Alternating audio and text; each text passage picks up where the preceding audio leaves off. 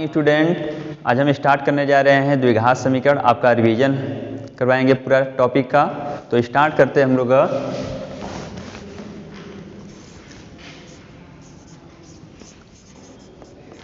द्विघात समीकरण। सबसे पहले हम यह बताना चाहेंगे द्विघात समीकरण क्या होता है। द्विघात समीकरण का मानक समीकरण जो होता है वह होता है ax² plus bx plus c equals to 0 where a is not equals to 0, where a is not equals to 0 and a, b and c are real number. इसमें a का वैल्यू 0 नहीं होना चाहिए, a b c क्या होने चाहिए, वास्तविक संख्या होने चाहिए। फिर इसके बाद हम लोग आगे बढ़ते हैं द्विघात समीकरण में। द्विघात समीकरण में हम लोग निकालते हैं विविक्त कर, जिसे हम लोग d के द्वारा डिनोट करते हैं। इसका फार्मूला होता है b² माइनस 4ac। विविक्त कर का फार्मूला होता है b² minus 4ac।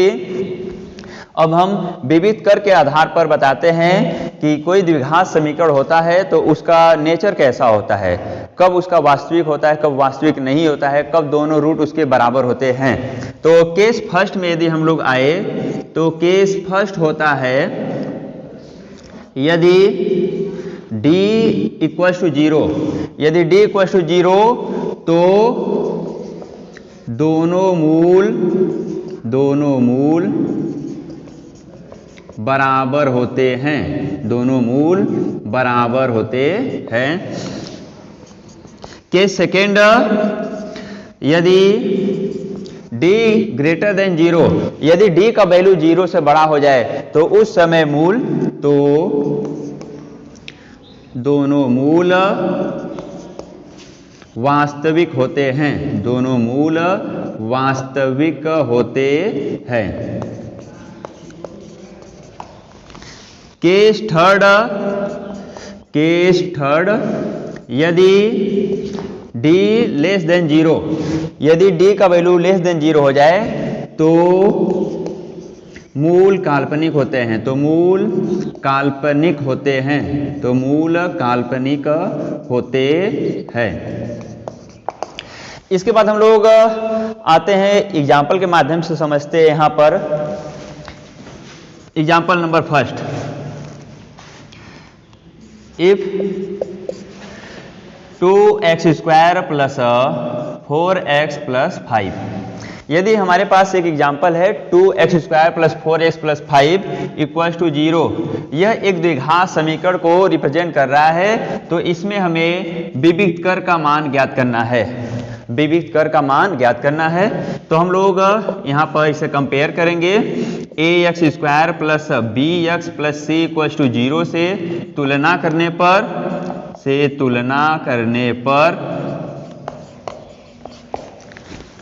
a equals to 2, b equals to 4 and c equals to 5। Therefore d equals to b² minus 4ac। d equals to b का वैल्यू हो जाएगा 4 का square minus 4 into 2 into c का value हो जाएगा 5। d equals to 4 का square करेंगे 16 हो जाएगा माइनस 5 चौक के 20 दूना 40। फिर यहाँ पर यदि हम लोग वैल्यू निकालेंगे d का वैल्यू तो यहाँ पर माइनस में आंसर आएगा, ये जाएगा माइनस 24। हम लोग देख रहे हैं जो d का वैल्यू है माइनस 24, यह माइनस में आया है तो हम लोग कह सकते हैं इसके मूल काल्पनिक होंगे, इसके मूल काल्पनिक होंगे। इस कड़ी में हम लोग आगे बढ़ने जा रहे हैं। आते हैं द्विघात समीकरण से संबंधित श्रीधराचार्य का फार्मूला जानते हैं। श्रीधराचार्य का फार्मूला क्या होता है।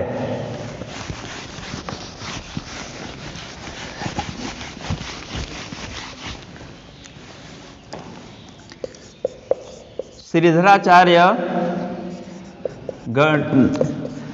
द्विघात समीकरण, श्रीधराचार्य का द्विघात समीकरण से संबंधित जो सूत्र होता है अल्फा कामा बीटा जो मूल होता है minus B plus minus under root B square minus 4ac upon 2a। यदि हमारे पास कोई एक द्विघात समीकरण है जिसके दो रूट है अल्फा बीटा, तो हम लोग फार्मूला निकालते हैं minus B plus minus under root B square minus 4ac upon 2a से।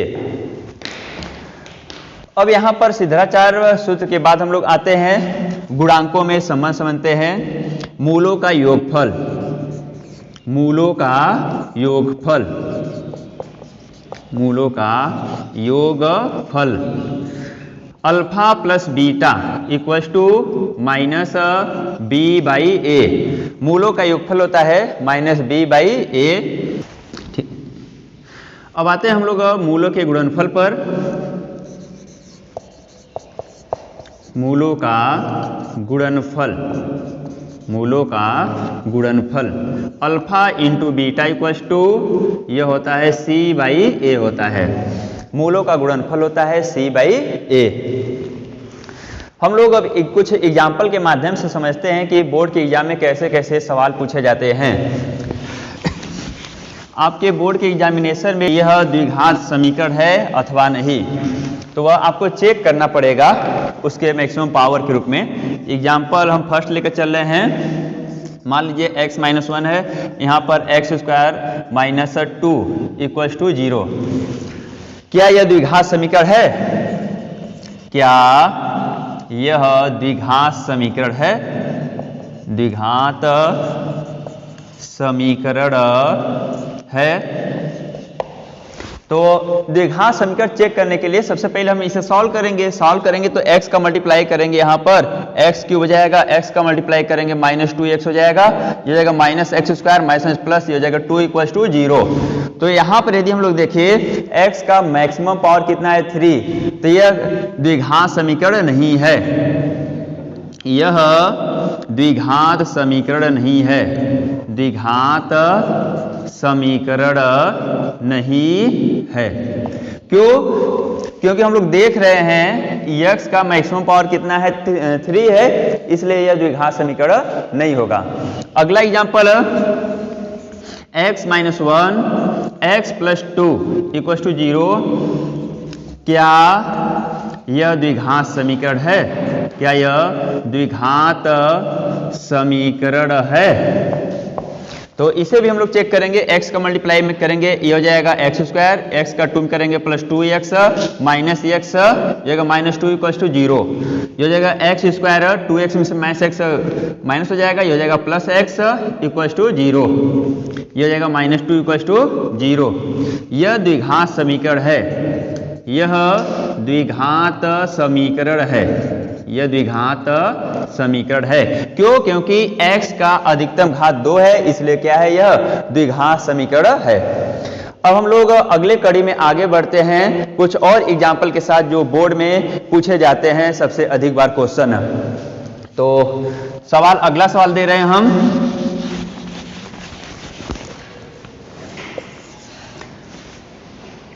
Four X square plus 2x plus 5 equals to 0 में मूलों का योगफल, मूलों का योगफल तथा मूलों का गुणनफल ज्ञात कीजिए, गुणनफल ज्ञात कीजिए।